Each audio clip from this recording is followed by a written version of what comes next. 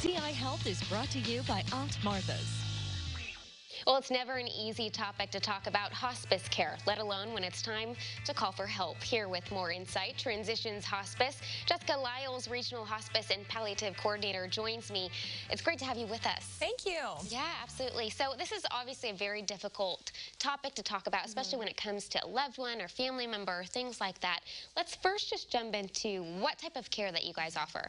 So at Transitions Hospice, we offer a multitude of services, but I think our most commonly known services are for hospice care, meaning end-of-life services for those that have been recently diagnosed with a terminal illness. And then we have our palliative care, which is symptom management for anybody dealing with a chronic illness. So I know that, of course, a lot of conversations surround a decision like this, moving forward into one of these options. How do you go about navigating conversations like this? So for us, we really want to make that kind of a tabled topic at your home setting.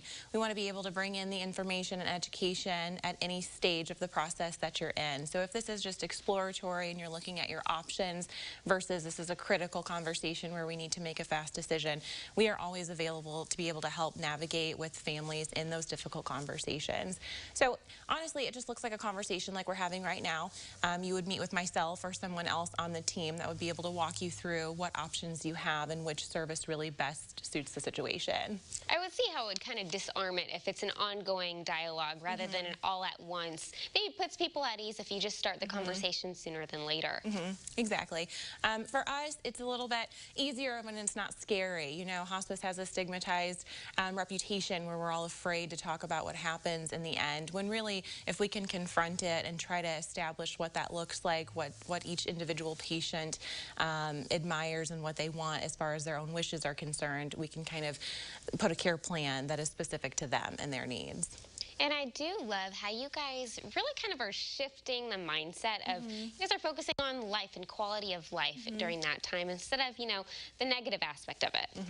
At Transitions, we believe that it's about living. Part of that, we try to make sure that the rest of our discipline with our chaplain services, our social work team, we're coming in and we're providing activities of daily living that help and that can really enhance and bring more quality of life to the patients and their families.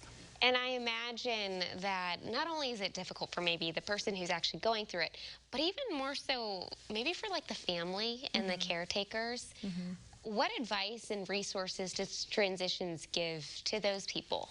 So we look at it from a holistic approach. It's not just the patient that's going through the services. It is their family member. It is their neighbor, their friend, whoever's part of that caregiving team. So we step in and we ask those questions in the beginning, in the initial consultation, what that looks like for each patient. So whether that's a chaplain coming and sitting at bedside, reading scripture verse, or just spending one-on-one time, a CNA from our extended care team coming in and providing a little bit more one-on-one support during an activity such as bathing or showering or something like that. We want to be able to meet their needs in the aspect in which they're currently experiencing that problem.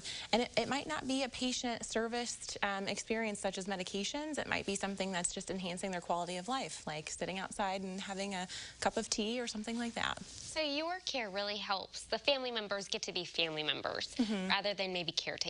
It alleviates that stress and that burden. Gosh, I can imagine at that point that would be so valuable to have. Now, if someone thinks that at this point in time, maybe their family member is moving to that point where it's time to have this type of conversation and include Transitions into the conversation, how do they go from there? How do they progress with you guys? You have a couple different options. You can always reach out on our website, www.transitionscare.com, or you can reach out 24 hours a day, 7 days a week at 877-726-6494.